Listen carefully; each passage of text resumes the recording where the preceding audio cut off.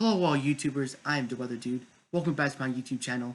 Thank you all for tuning back into this weather presentation for May 25th, 2020. Before I get on with today's video, however, I would ask that you please do subscribe because sadly, tons of my watch time has been coming from unsubscribed viewers. We are on our way to our next goal of 600 subscribers, and thank you guys so much, by the way, for 500 subscribers. Let's get to our next goal of 600 subscribers, alright? So please do subscribe, and also, this applies to every single one of you. Please watch the whole video as well as liking and sharing the video. Thank you. Now let's get on with today's video.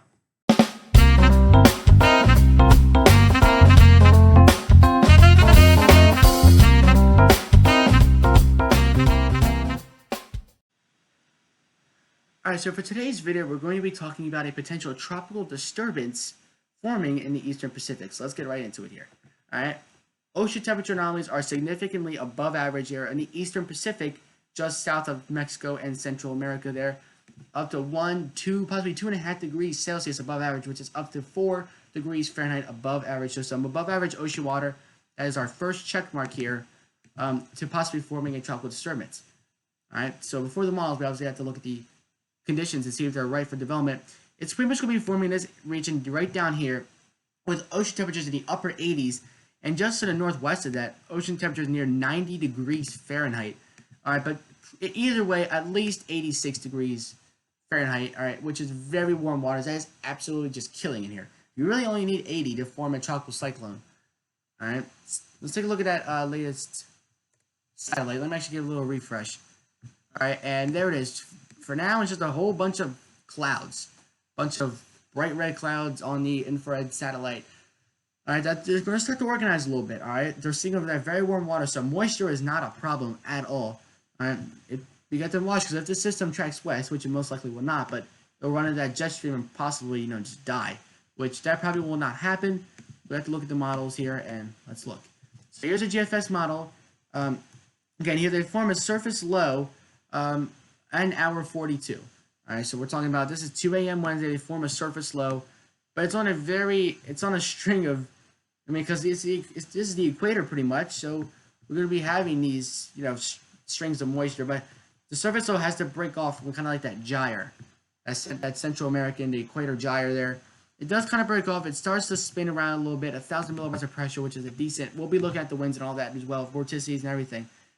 We'll make landfall Central America here. Here we go. 2 a.m. on the 31st. There is your landfall. And this could impact both basins because this can cross back into the Atlantic and even make landfall in the Cuba and the southeast coast. That's uncertain at this far up, but we're going to have to see. All right. Makes landfall in Central America. And this latest run, all right, just kind of has it just rotating around Mexico here, rotating right around Belize City. Just kind of rotates around, makes landfall in Belize City, and it kind of just sits there and rotates it, and it just keeps it there forever and ever and ever. Like, we're out to July or June 6th now. It still hasn't moved, and a piece of moisture at low pressure could break off, but this is 300 hours out, heading up towards Cuba. But I'm gonna have to see about that. But it's just sitting there. The low is still there, and it finally moves out by the time this loop runs out completely. Let's take a look at that wind shear anomalies. The only thing that's going to be keeping this storm system from forming is the wind shear. And, you know it, I know it, the National Hurricane Center knows it. It's going to make landfall on the 31st, so here is a good map to start using here, right here. This run should be pretty much perfect. Just shut that off. The wind shear anomalies will be 20-25 knots above average, so that's a little kicker there. That might be the only thing keeping this storm system from forming. At least the GFS model says we can have some above average shear coming into play. And even just as it makes landfall here, up to 30 knots of wind shear above average, which is the only thing that's going to keep this thing from possibly developing. So that's I'd say it's a little X for now, but it still has a 50% chance of developing. And by the time we head out towards June 5th to June 10th here, 40 knots of wind shear above average, which is just way beyond what a tropical system can handle. All right. You take a look at the shear, and it's just pretty much wrapped up in there. I mean, you can see up till it makes landfall, there's just shear all around it.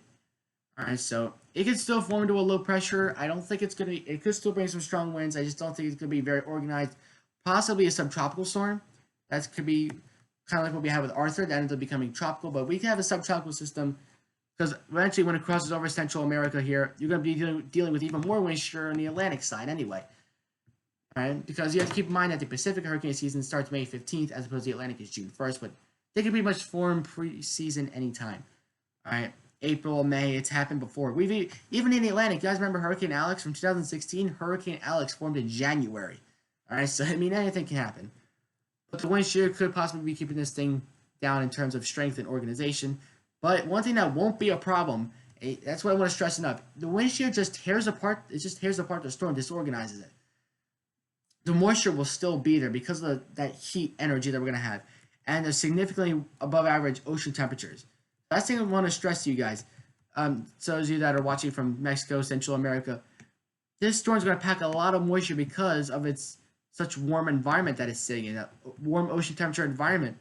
All right, and greens are going to be sitting over Central America and Mexico for days and potentially weeks. All right, but I'm still going to stick with days for now. We'll have to see what the models say, but I'll stick with days for now. But still sitting there and spinning and spinning. So when you look at the total precipitation here, which will be probably on the next loop, possibly the next 2 loops here on the next map. And still, look at this. Still, the GFS still forms a pretty strong storm. All right, it's a tiny storm like Arthur was in the Atlantic, but nonetheless, it's still definitely very intense. It packs its punch. All right, and speaking of packing a punch, we all know that hurricane season is on its way. So right there in the top right corner appearing right now is how to properly prepare for hurricane season. If you haven't already, please watch that after this video, or watch it again even if you have watched it already. And please also do check out my latest 7th hurricane outlook and discussion, brand new forecast in the top right corner there as well. And stay tuned for my 8th final forecast.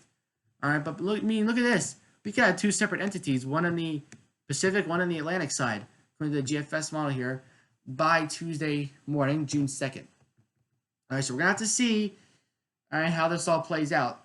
But the latest forecast as of now is kind of having this form as a strong tropical storm and pushing it up into the coast of Mexico and Central America. All right, and here is the surface winds. Drum roll, please. There you go. It's very hard to see, but when I did look at the model runs here, sustained winds of about 55 knots, to potentially 60, even 65 mile-per-hour winds, which is still very powerful. You guys remember Hurricane Patricia? I believe it was 2015. It had winds of 215 miles an hour, not at landfall. Landfall was more of 180 miles an hour.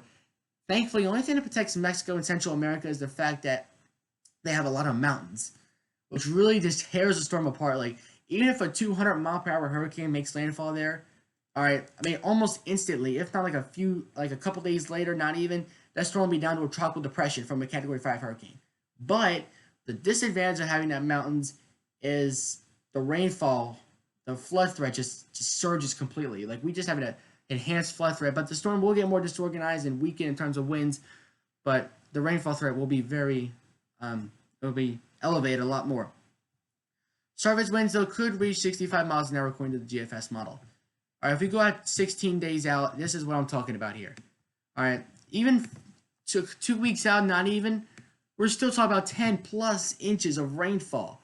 All right, and obviously by the equator here, that's pretty much common, but the fact that Mexico potentially be getting at parts of Central America on the coastline, and right on the coastline where that storm makes landfall, we're talking about 16, 20 plus inches of rainfall over the course of a couple weeks. You should only be getting a couple inches of rain. All right, so let's go into through the same order here, except this time this is the GEM model, CMC here. All right, and again, here's your storm. It's kind of hard to see. Your storm is making landfall here right now. Okay, low pressure develops. They have it a little bit farther north, closer to Mexico. Makes landfall right in the beginning of June, June 1st into June 2nd here. All right, makes landfall, and then kind of sits there, moves towards the Atlantic side. We're going to have to see.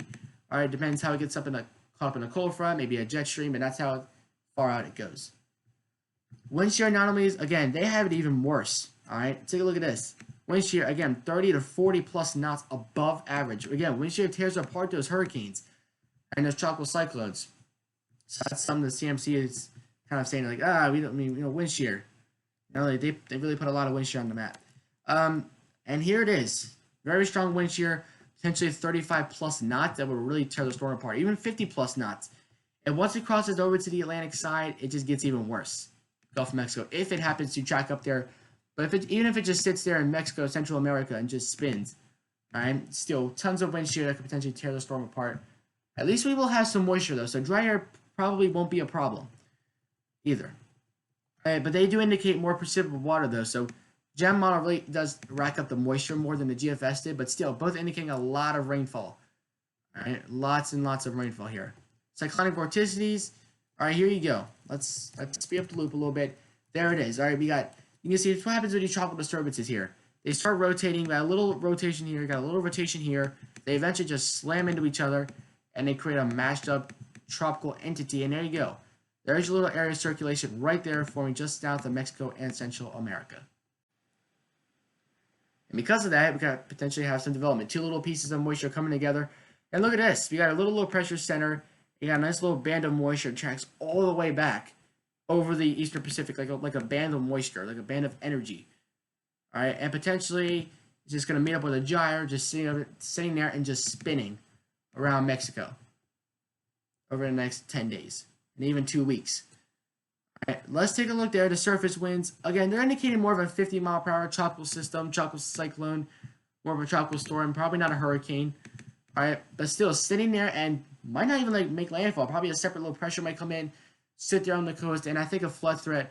We'll definitely be worrying about a flood threat more than a wind threat. The only reason that the rainfall value is a little bit lower is because they only go out 10 days. I was a little bit unfair with that, so let's go back to 10 days for the GFS model. So you see here's 10 days for the GFS model, and here is 10 days out from the GEM model. So the GEM model actually does put more precipitation, like I said, because they have higher precipitable water values. All right, so that is it for today's video. Stay safe.